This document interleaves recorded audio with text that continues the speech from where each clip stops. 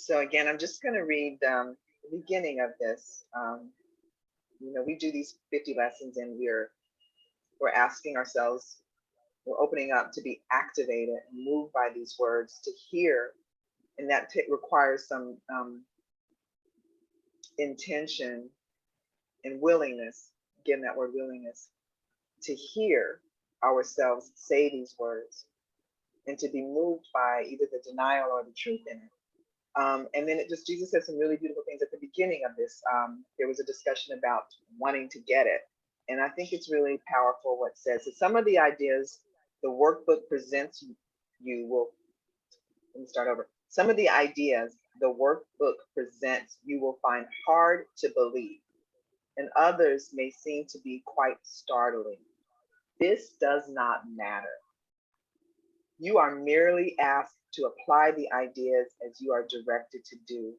You are not asked to judge them at all.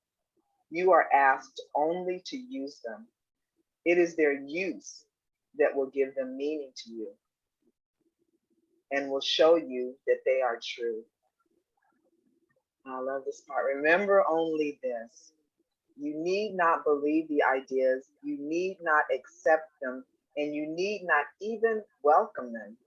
Some of them you may actively resist. None of this will matter or decrease their efficacy.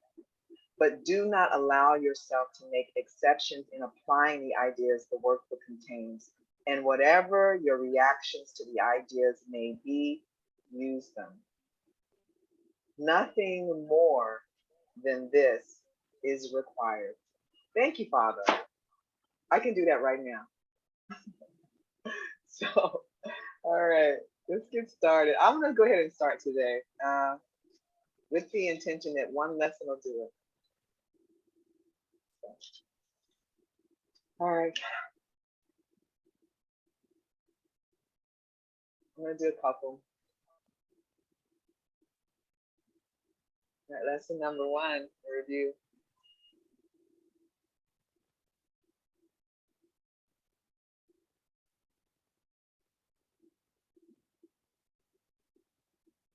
Nothing I see means anything.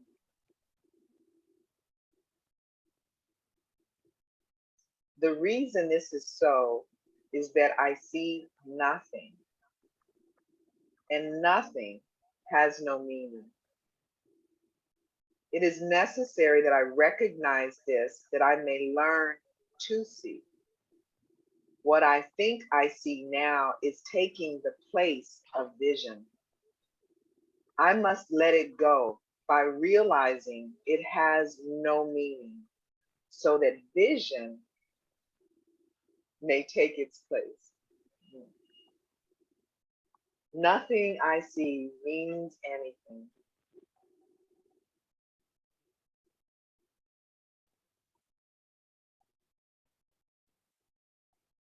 I have given what I see all the meaning it has for me. I have judged everything I look upon, and it is this and only this I see. This is not vision.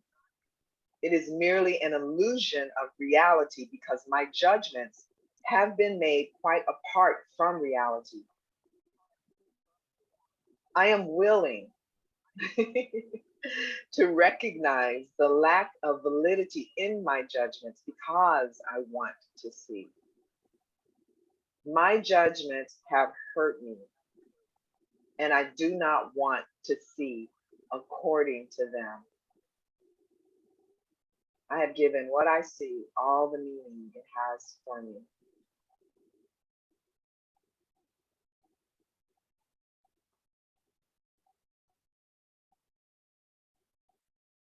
All right, Doug, would you like to do a few?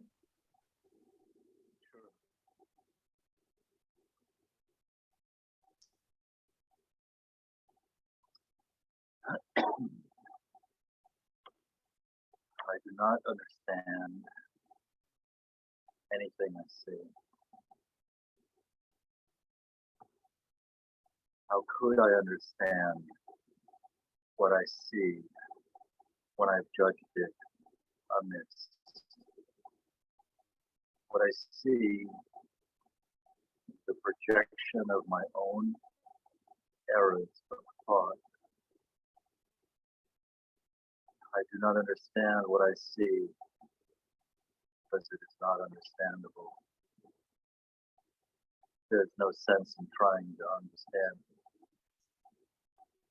But there's every reason to let it go and make room for what can be seen and understood and loved. I can exchange what I see now for this merely by being willing to do so. Is not this a better choice than the one I've made before? I do not understand anything I see.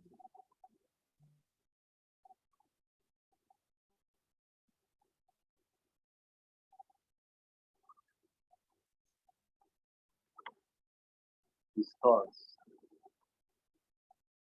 do not mean anything.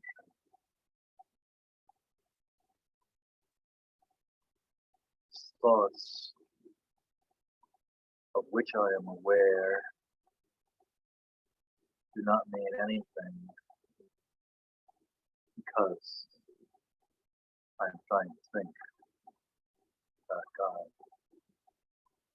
What I call my thoughts are not my real thoughts. My real thoughts are the thoughts that I think with God. I am not aware of them because I've made my thoughts take their place. I am willing to recognize that my thoughts do not mean anything. And to let them go. I choose to have them be replaced by what they were intended to be replaced. My thoughts are meaningless, but all creation lies in the thoughts that I think with God. His thoughts do not mean anything.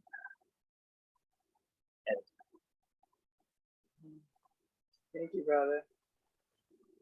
So Doug, your sound, I thought it was okay earlier. It sounds a little low now. Yeah. So I don't know if, maybe there's an adjustment that can be made, but we'll hear it again the next time around. Thank you, brother. Your light is great. Yep.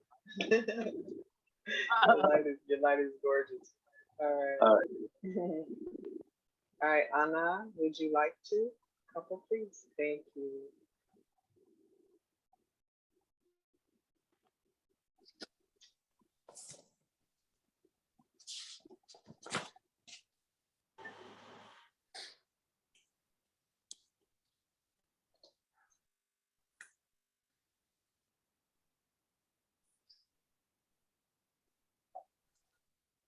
I am never upset for the reason I think.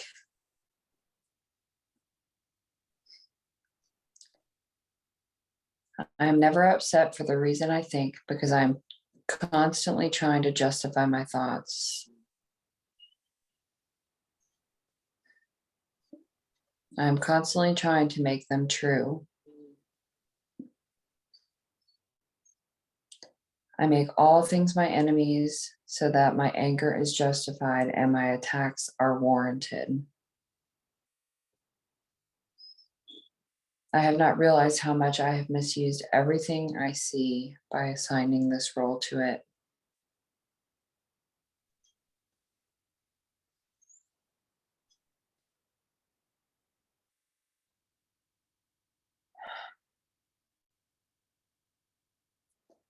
I have done this to defend a thought system that has hurt me and that I no longer want. I am willing to let it go.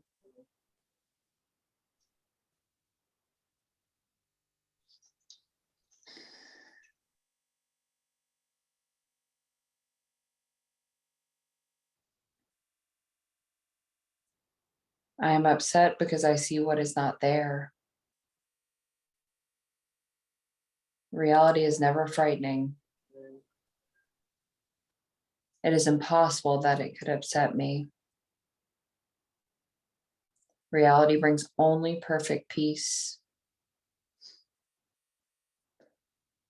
When I'm upset, it is always because I have replaced reality with illusions I made up. When I am upset, it is always because I have replaced reality with illusions I made up.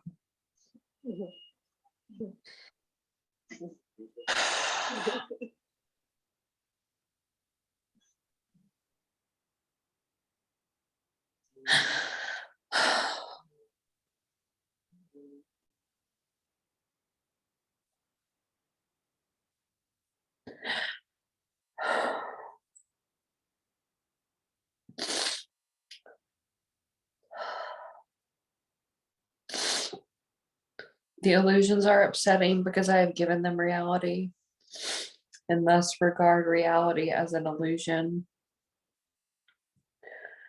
Nothing in God's creation is affected in any way by this confusion of mine. I am always upset by nothing. Do another. Yeah.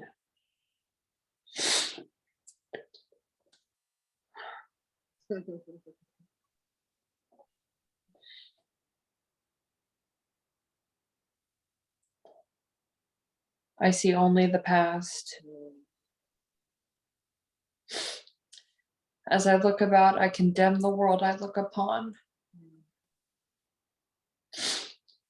I call this seeing. I hold the past against everyone and everything, making them my enemies.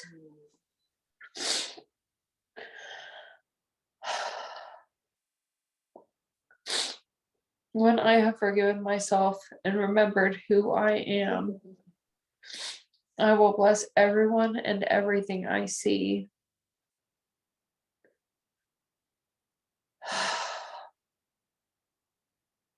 There will be no past, and therefore no enemies. And I will look with love on all I failed to see before.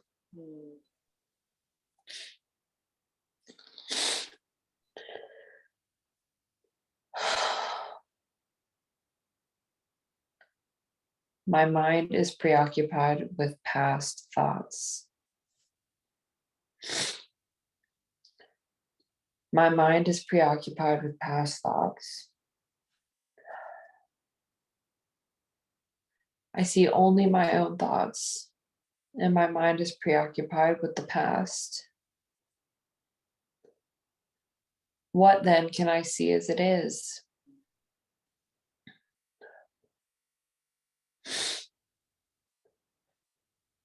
Let me remember that I look on the past to prevent the present from dawning on my mind.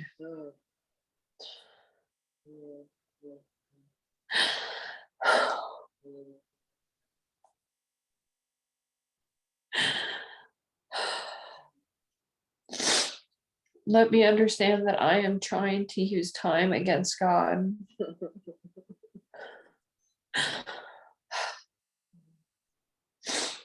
Let me learn to give the past away, realizing that in so doing, I am giving up nothing.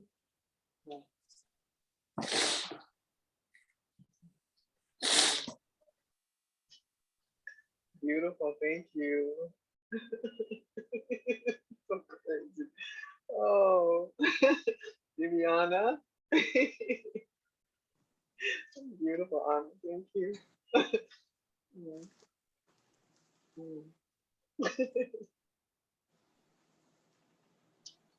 I see nothing as it is now. If I see nothing as it is now, it can truly be said that I see nothing. I can see only what is now. The choice is not whether to see the past or the present. The choice is merely whether to see or not. What I have chosen to see has cost me vision.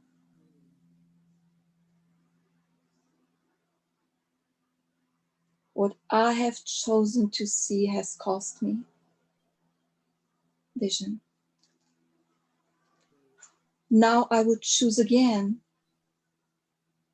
that I may see. I see nothing as it is now. My thoughts do not mean anything. I have no private thoughts. Yet, it is only private thoughts of which I am aware. What can these thoughts mean? They do not exist, and so they mean nothing. Yet my mind is part of creation and part of its creator. Would I not rather join the thinking of the universe than to obscure all that is really mine with my pitiful and meaningless private thoughts? My thoughts do not mean anything. Keep going. My meaningless thoughts are showing me a meaningless world. Since the thoughts of which I am aware do not mean anything, the world that pictures them can have no meaning. What is producing this world is insane, and so is what it produces. Reality is not insane, and I have real thoughts as well as insane ones. I have real thoughts as well as insane ones. I can therefore see a real world if I look to my real thoughts as my guide for seeing. My meaningless thoughts are showing me a meaningless world.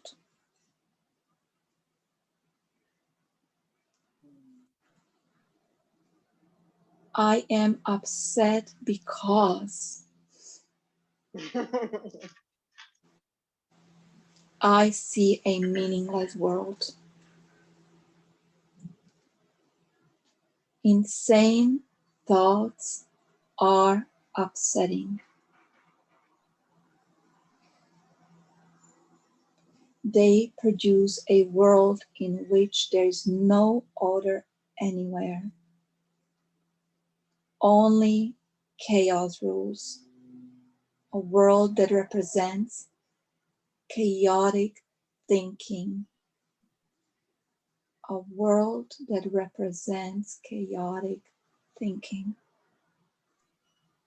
And chaos has no laws. I cannot live in peace in such a world. I am grateful that this world is not real. And that I need not see it at all. unless I choose to value it.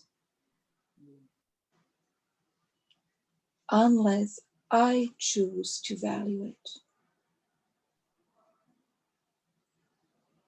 And I do not choose to value what is totally insane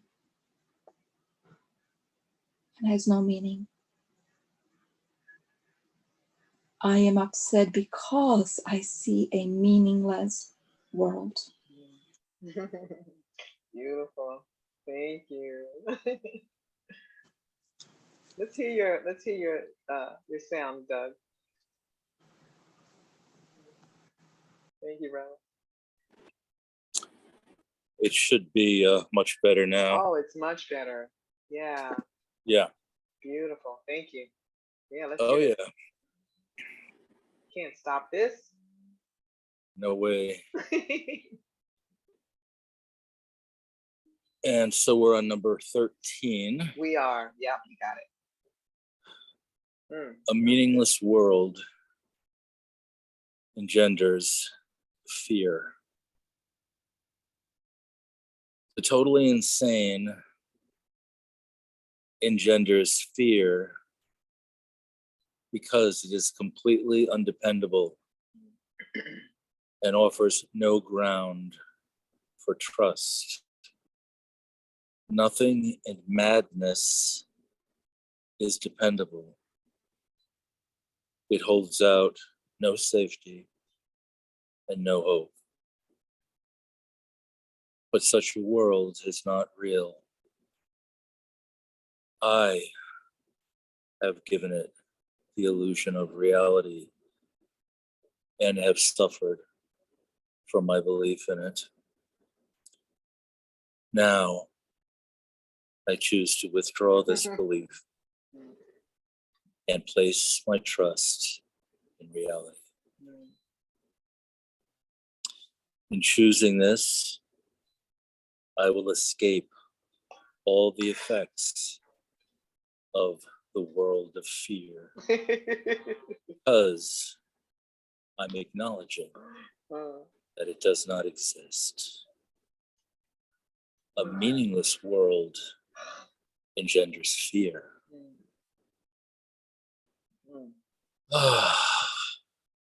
Thank you.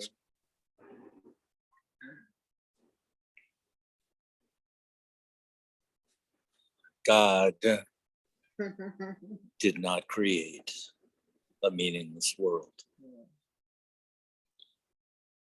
How can a meaningless world exist if God did not create it? He is the source of all meaning, and everything that is real is in his mind. It is in my mind too, because he created it with me. Why should I continue to suffer from the effects of my own insane thoughts when the perfection of creation is my home? Let me remember the power of my decision and recognize where I really abide. God did not create a meaningless world. Keep going.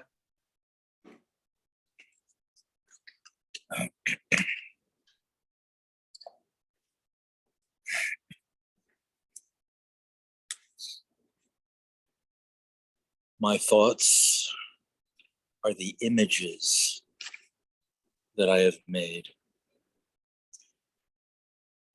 Whatever I see reflects my thoughts. It is my thoughts that tell me where I am and what I am.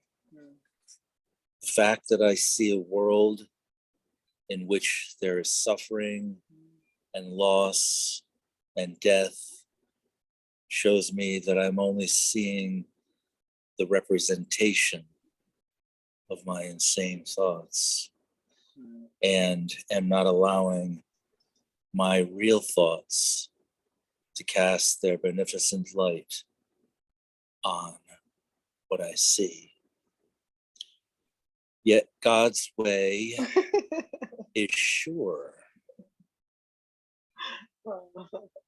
The images I have made cannot prevail against him, because it is not my will that they do so. My will is his, and I will place no other gods before him. My thoughts are images. Beautiful. Thank you, brother. Thank you. I'll do a couple. Thank you so much. Oh.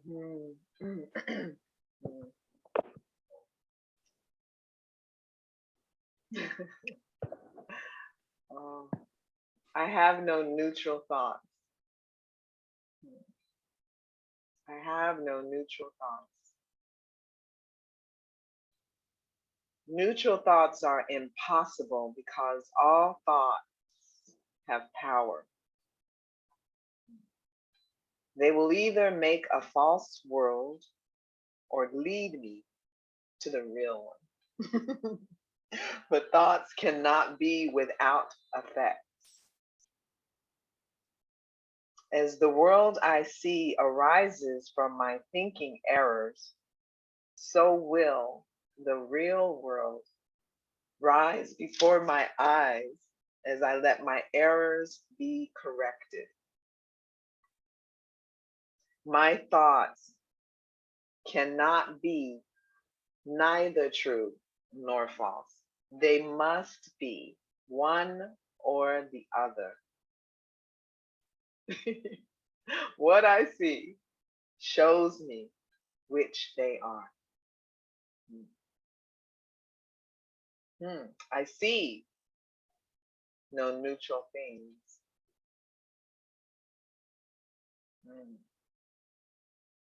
What I see witnesses to what I think.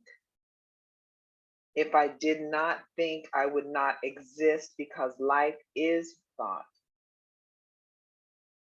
Let me look on the world I see as the representation of my own state of mind. I know that my state of mind can change. And so I also know the world I see can change as well. I'm gonna do one more.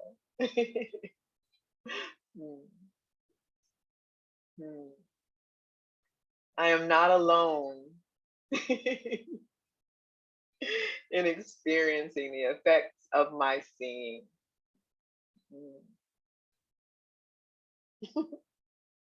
If I have no private thoughts, I cannot see a private world. Even the mad idea of separation had to be shared before it could form the basis of the world I see. Yet, that sharing was a sharing of nothing. I can also call upon my real thoughts, which share everything with everyone. As my thoughts of separation call to the separation thoughts of others, so my real thoughts awaken the real thoughts in them. And the world my real thoughts show me will dawn on their sight as well as mine. I am not alone in experiencing the effects of my seeing.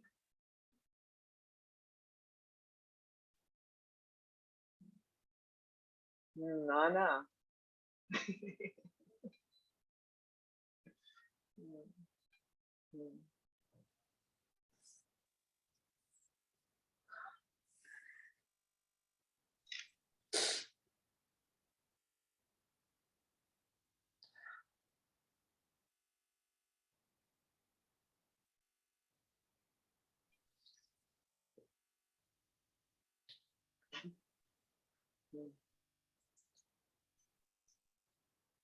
I am not alone in experiencing the effects of my thoughts. I am alone in nothing. Everything I think or say or do teaches all the universe.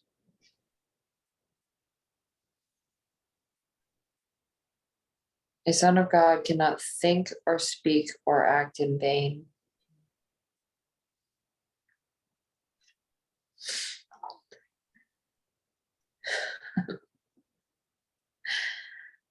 He cannot be alone in anything. It is therefore in my power to change every mind along with mine, for mine is the power of God.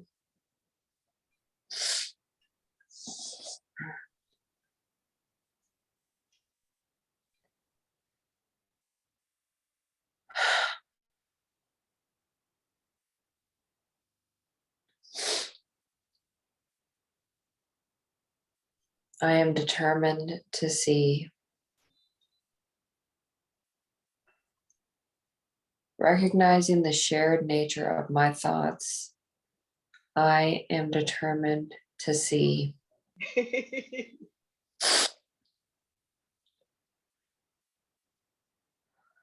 I would look upon the witnesses that show me the thinking of the world has been changed. I would behold the proof that what has been done through me has enabled love to replace fear, laughter to replace tears, and abundance to replace loss. I would look upon the real world and let it teach me that my will and the will of God are one. I would look upon the real world and let it teach me that my will and the will of God are one.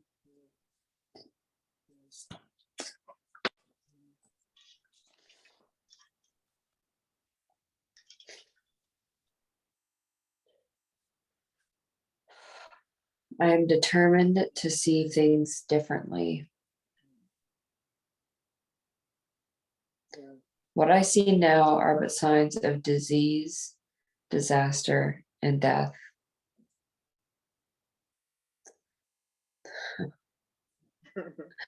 This cannot be what God created for his beloved Son.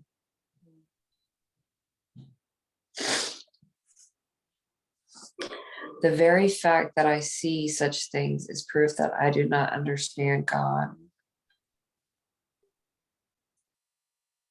Therefore, I also do not understand his Son.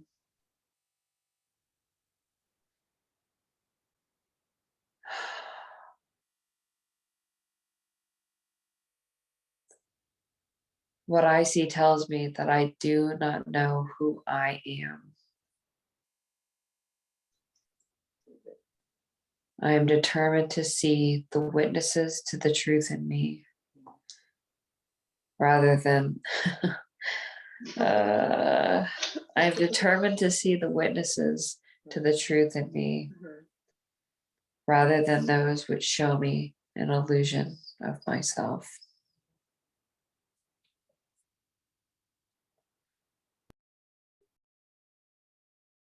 Beautiful, thank you.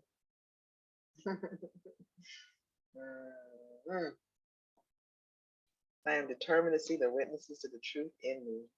Yes, indeed. All right, Viviana. I'm determined to see the witnesses. Woo! The truth.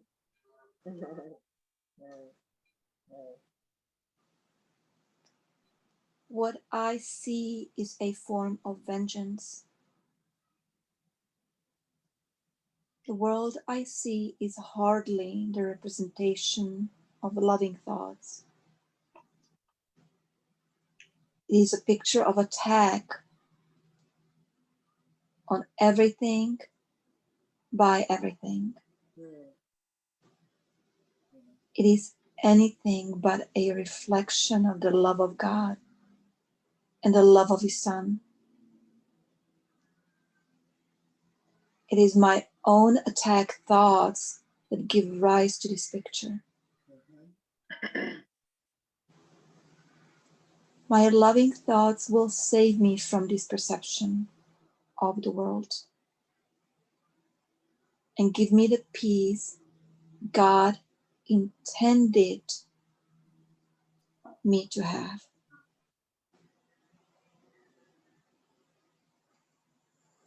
Give me the peace God intended me to have. What I see is a form of vengeance. I can escape from this world by giving up attack thoughts. Herein lies salvation and nowhere else.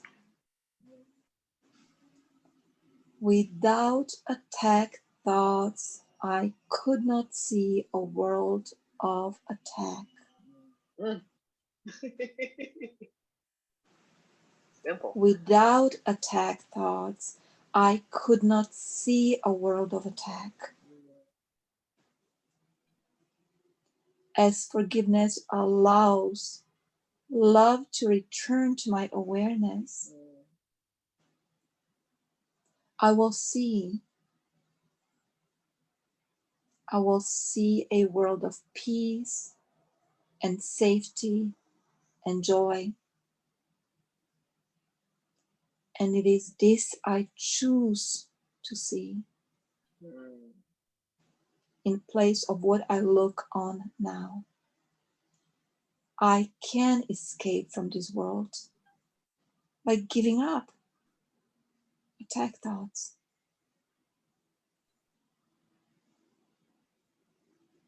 I do not perceive my own best interests. How could I recognize my own best interest when I do not know who I am?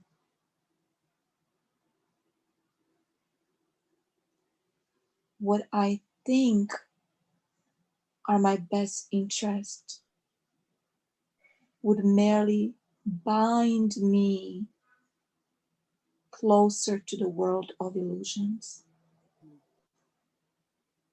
I am willing to follow.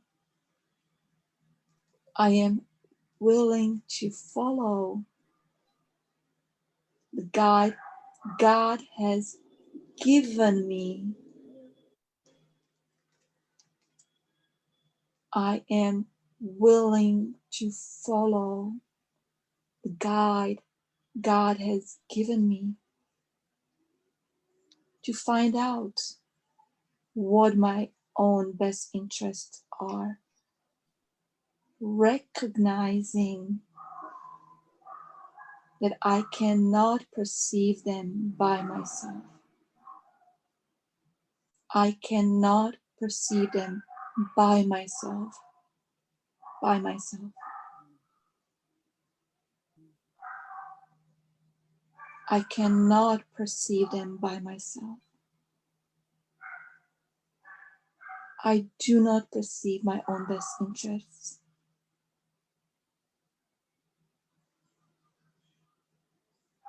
I do not know what anything is for.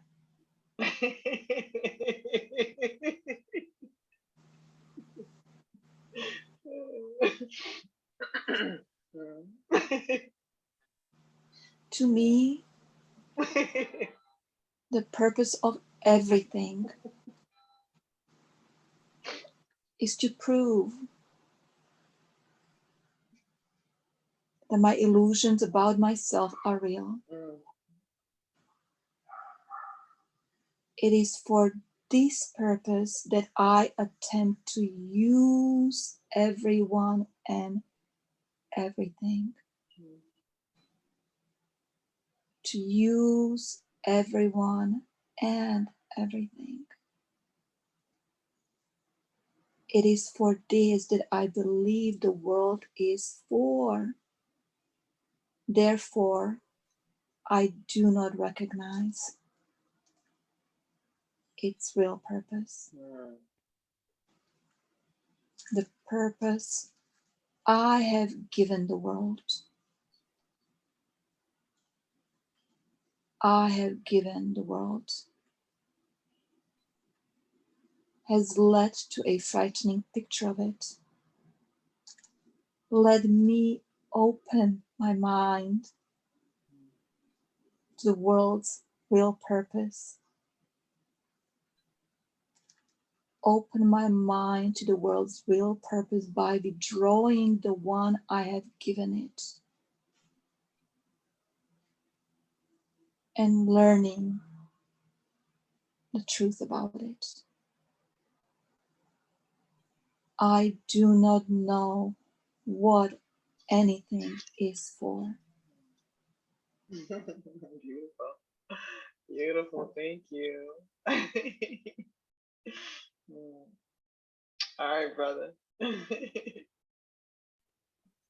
a good one.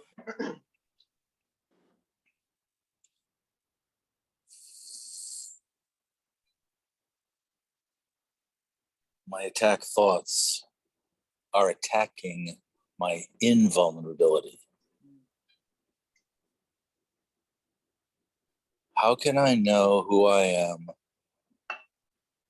when I see myself as under constant attack?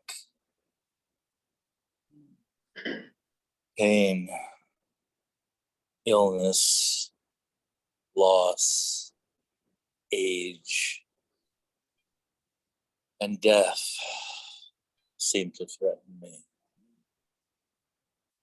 All my hopes and wishes and plans appear to be at the mercy of the world that I cannot control.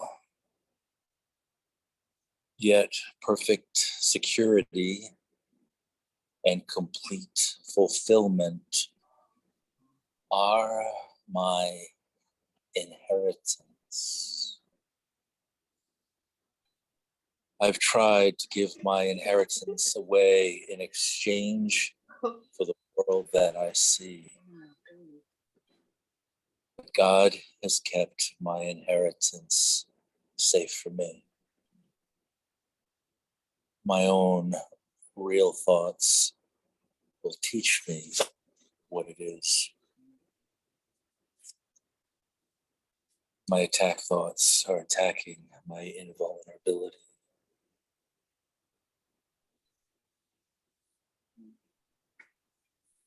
Above all else, I want to see Whew.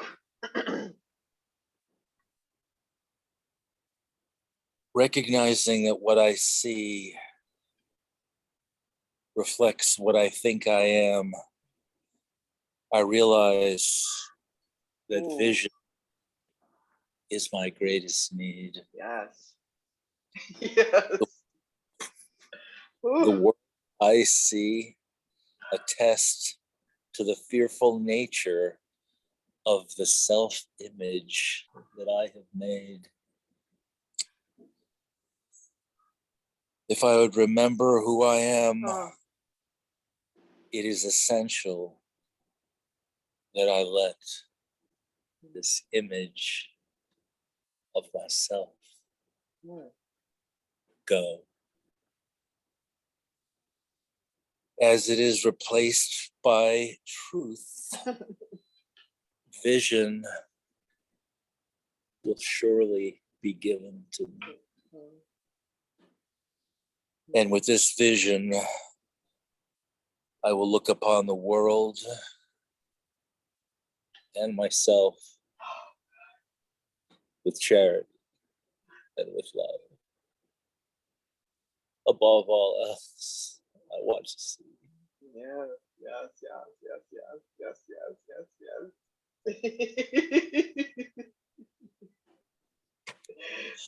Keep going. Mm, mm, mm, mm. Above all else, I want to see differently.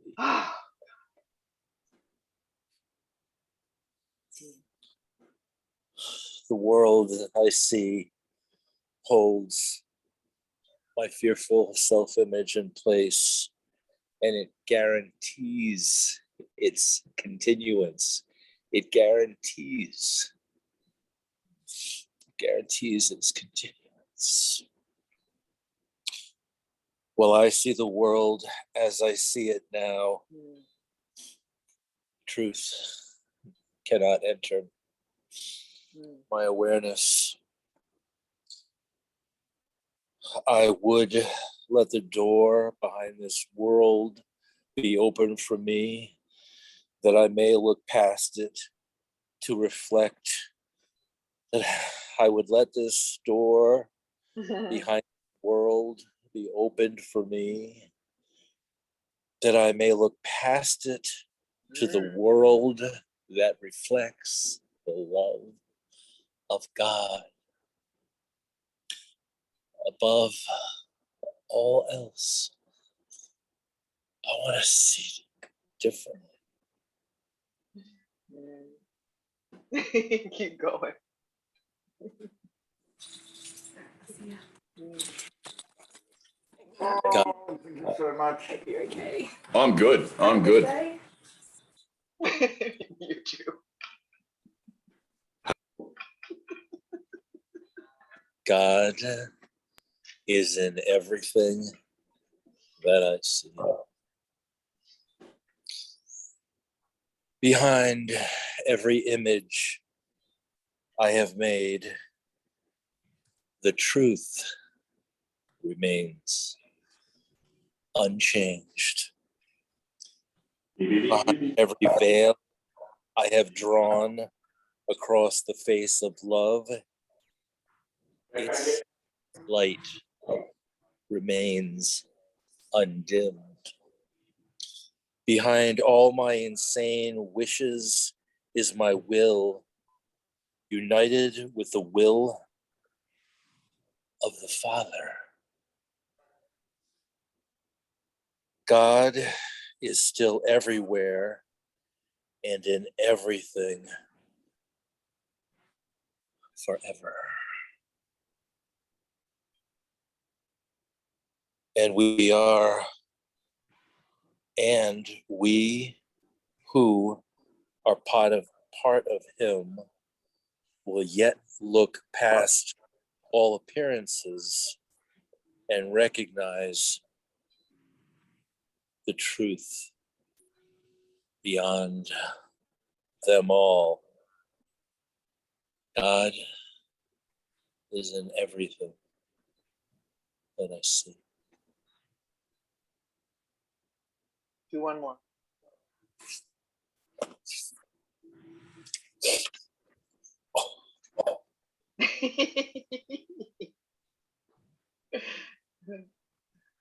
God is in everything I see because God is in my mind.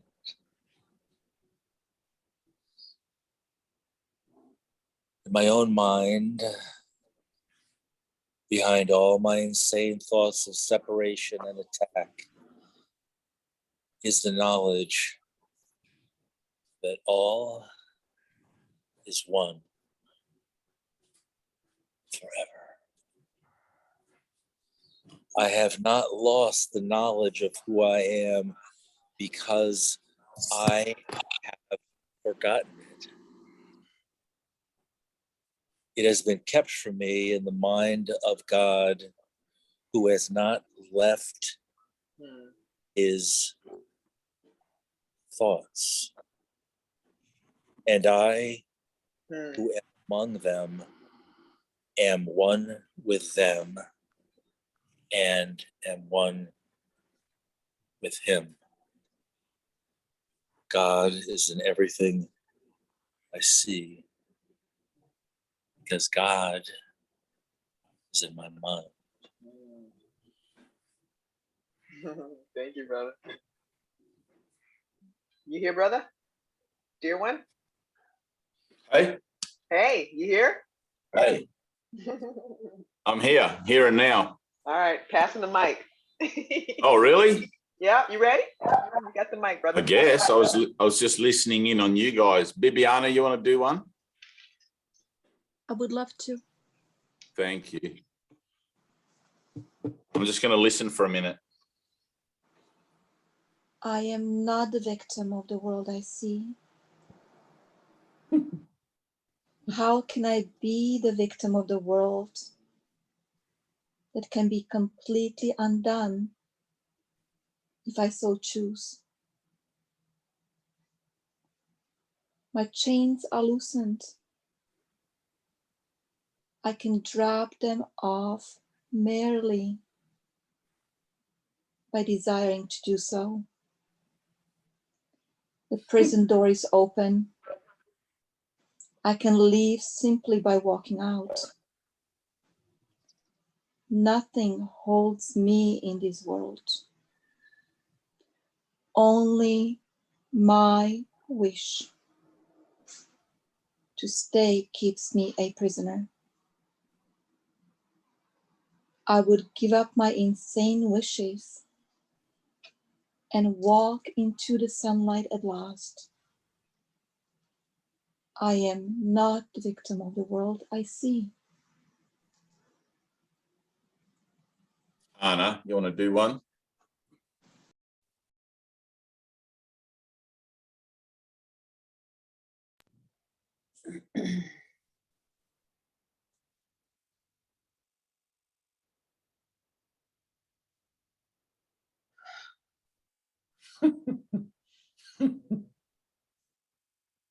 I have invented the world I see. I made up the prison in which I see myself.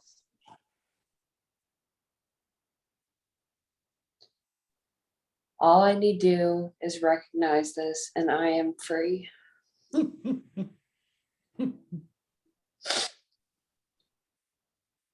I have deluded myself into believing it is possible to imprison the Son of God.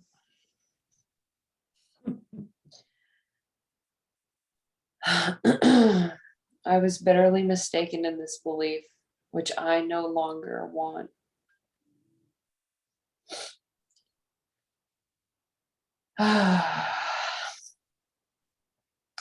The Son of God must be forever free. He is as God created him, and not what I would make of him. He is where God would have him be, and not where I thought to hold him prisoner. Good. Not where I thought to hold him prisoner. It's like the thing that we're unaware of is that that's the actual intention and the purpose behind the idea of things, is to maintain a grip and a tight control over the extension of our creative reality. Well, there's Heidi G, right hand of the mother. Hey. So the thing that is always, it's not really important, it's just part of it, like a puzzle, and the piece will fall in individually in consciousness where it's meant to. But the thing that you're always looking at is, I want to call it a sense of self-sacrifice, really, right? It's not really a sacrifice if the willingness is sincere, if the willingness is honest, right? But it's like, if I use the example of Jesus, who willingly took up his cross and he knew what was ahead of him, it was already explained, and then the whole 3 days, and then after that. So in a sense, you're performing the same action of mind as that, right? So there's a kind of a self-sacrifice that goes along with relinquishing your own control over things as a way of maintaining your identity and releasing the Christ. Now, the ego never wants to do that. Okay, that part of your mind that is intent and concerned only on the physical well-being of things doesn't want to do that, because that ends the dream, right? that ends the dream. There's no more allegiance with the ego, or not that you're ever really aware of that until it's pointed out to you. But the idea of self-sacrifice, in a sense, is where, and I shouldn't call it sacrifice, I should call it something else. It's like a selfless act, you know. Sacrifice gives the wrong connotations to it, but it's like a selfless act where you're deliberately allowing yourself to undergo the death of the ego, or the relinquishment of the ego. And for all that takes, it's like it's individual and personal in a certain sense, but for all that it takes, what you're actually doing is releasing the Christ from bondage in you, right? So it's like, imagine you're like a thief in heaven, let's say, and you stole a little bit of light, and you've been trying to keep it hidden and secret ever since, because you just want it for yourself, and you want to look at it and use it for what you want it for rather than what creation is. And so you store it away, right? As an idea, as a belief system that exists only in potential, right? Which can get played out through time and space under the interests of maintaining the dream itself, or maintaining the belief in separation. And when you give that up, when you consciously see what you're doing, that it doesn't bring you any joy, and you decide, well, I'm going to just give that up, it becomes a kind of a sacrifice. It becomes a kind of a selfless release of everything that you think life is about to you. And for a moment, you enter into a place where you don't know what life is about, because you can't remember. And so it's very trepidatious, if that's a word. There's a moment of fear. It's like, well, what if I give up the very last of this light? And somewhere in your mind, you know you're doing it, right? Somewhere in your mind, you know that you're keeping the Christ prisoner. I'm keeping the Christ hostage so I can use the power of the Christ. It's like you captured an alien being and you're keeping it in a cage, and you've learned out how to use its powers for your own devilish desires, wants, needs, and all of that sort of stuff, right? So don't ever think that in the maintenance of the ego identity that you're a good person or a worthy person or anything like that. It's like, oh man, I'm the thief, I'm the corruption, I am the denial. You know, it's like, damn. How did I get that? How did this happen to me? I'm a child of God, right? But it's just the dream. It's just the illusion. But in this dream, even though we like to think of ourselves as the guy with the white hat, we're actually wearing the black hat, right? You know, like in cowboy movies, there's the bad guy. We're actually the bad guy, right? Pretending to be the good guy. In a world gone mad, we seem to be the only one with sanity and all of this sort of stuff. And I'm okay, but the rest of the world's all screwed, you know, like, why are people like that? And we have all these sort of things to try and perpetuate our belief in ourselves as being fundamentally a good person in a world gone crazy, right? It's not that way.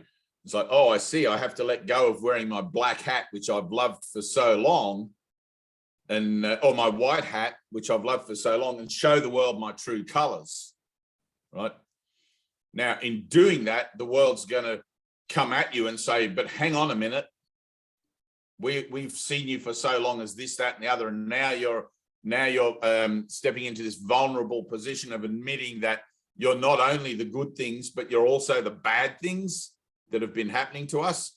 And it's like, well, yes, sorry, I'm the dreamer of the dream, and all of your suffering is my fault. And that's the only place you can sit, right? You have to sit there as author, as scriptwriter of the dream of denial. And it's a painful place. It's a very painful place. Luckily, we have the Holy Spirit, and we have forgiveness, and we have all these other tools that we can use to apply in our conscious unraveling to try and lessen the blow of realizing just how diabolical we really are. You know, I really am. So as a journey into fear, it's like there's an ownership of the idea that I'm the one deliberately doing this to myself so I can imprison the Son of God, so I can maintain control over this teeny tiny little fleck of light that I think I've stolen from eternity.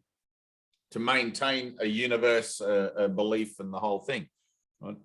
It's nuts. The whole thing's crazy, especially when you look at it from the paradox where it can't possibly have ever happened at all. I'm still in eternity where God created me, where I could only actually ever be, dreaming the whole thing up.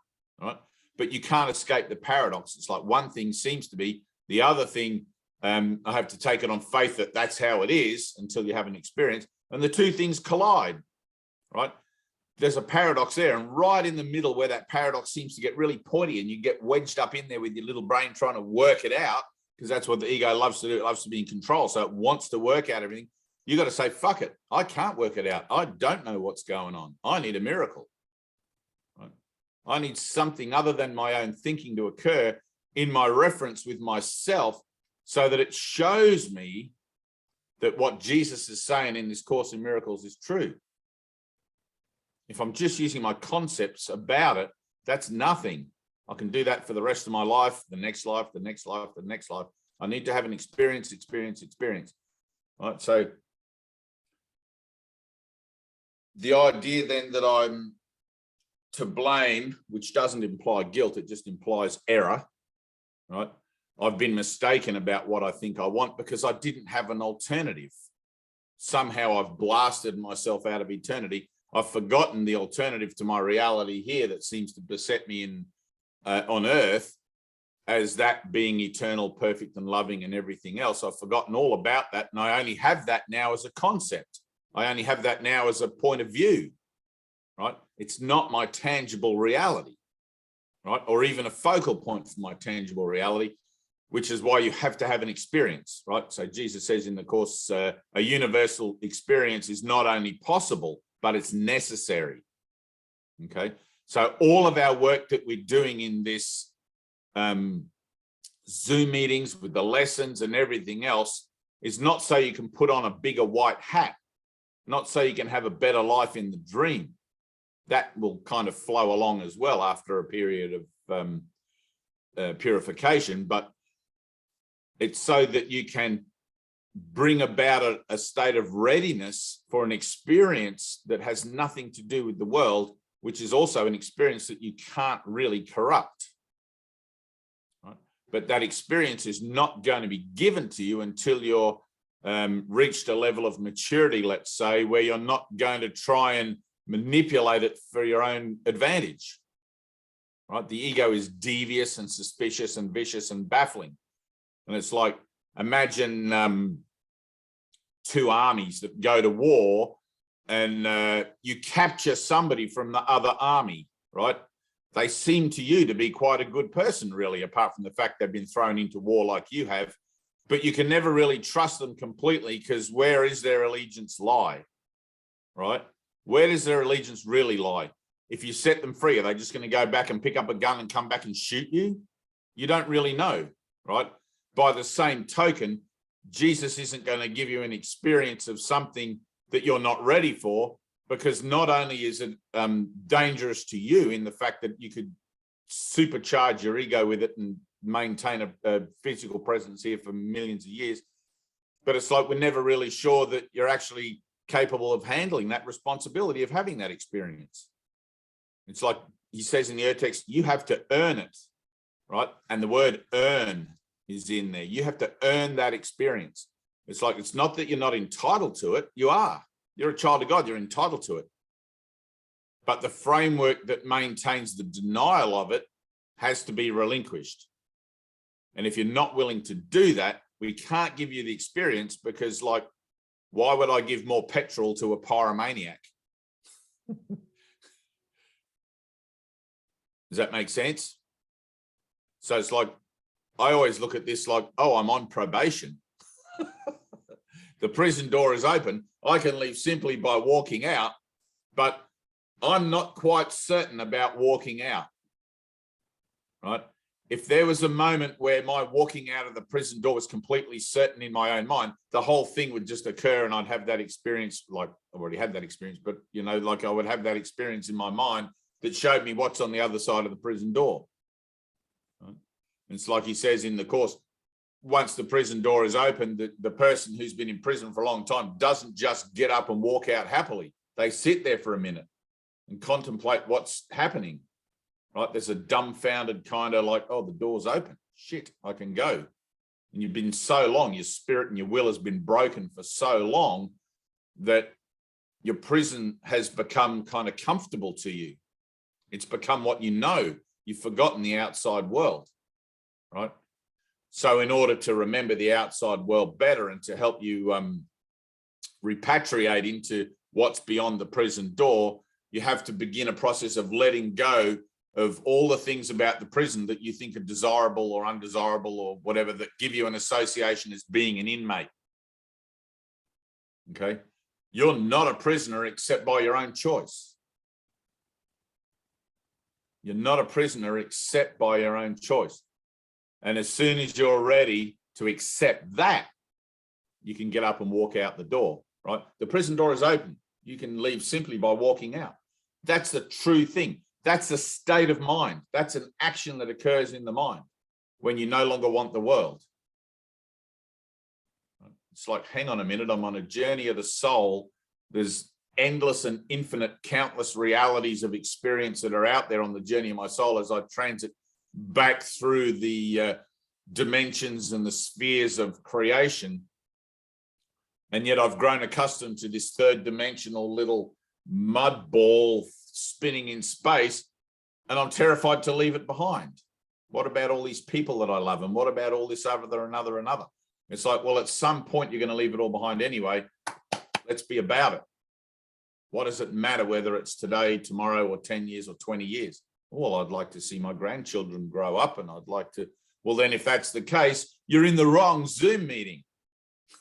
Like literally, go be about that and watch your grandchildren grow up. Because when the voice speaks to you from the sky and says, come on, it's time to go, you can't point to your grandchildren and go, just give me 5 minutes. Thy will be done. That's the whole thing in this. Thy will be done, right? I've got to wipe my agenda clean. I've got to wipe my slate clean. When God calls, I answer. Yes, sir, here I am. That's it. I've got nothing else going on other than just listening for that call. Right? Now, that call's universal. It's going on all the time, everywhere. But when do I want to hear it? When do I want to hear it? Somehow and somewhere, that call has brought you to this Zoom meeting, to the Course in Miracles, to your spiritual interests. It's brought you to a place where you're starting to resonate in a frequency of hearing. And maybe you're starting to hear some stuff and have experiences of things that are aligning or are lining up with the subject matter of your salvation. Right? Those things are perhaps beginning to occur, and I hope they are. And they're going to bring you deeper and deeper into a step that you're going to take beyond the jail door. You know, it's like get up off your ass, off the bench, and at least start moving towards the door. And you stick your head out and you're like, oh, don't know, I'll take a few steps back and I'll sit here for a minute and think about that. If I go out there, I've got to go and get a job. I might meet someone, and then there'll be responsibilities. In here, I get 3 meals a day. Pretty cool, you know.